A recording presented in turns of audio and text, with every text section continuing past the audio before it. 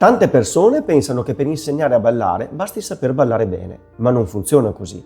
Essere un bravo ballerino non basta per essere un buon insegnante. Un insegnante prima di tutto deve saper ascoltare, perché quando un allievo fa una domanda non è mai una domanda stupida, semmai può essere stupida la risposta.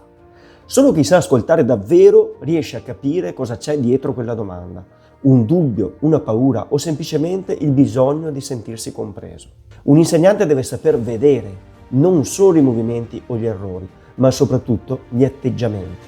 Un buon insegnante vede quando un allievo è sereno o quando invece è bloccato o insicuro. E in quei momenti capisce che la cosa più importante non è correggere un passo, ma ridare fiducia ad una persona. Un insegnante deve sapersi mettere in discussione, perché nessuno è infallibile. Chi insegna deve avere l'umiltà di chiedersi: sto davvero facendo nel modo giusto? Come potrei spiegare meglio questa cosa? Solo così si cresce insieme agli allievi. Un insegnante poi deve capire quando è pronto per insegnare, perché si è davvero pronti solo quando si riesce a far capire qualcosa a chi ancora non la sa. Se non ci riesci, significa che non l'hai ancora capita fino in fondo nemmeno tu, perché ad insegnare a quelli bravi sono capaci tutti.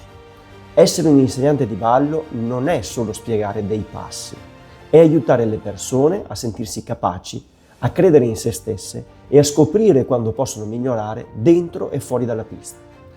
Volutamente in questo video non ho parlato della preparazione tecnica, quella spero di poterla dare per scontata.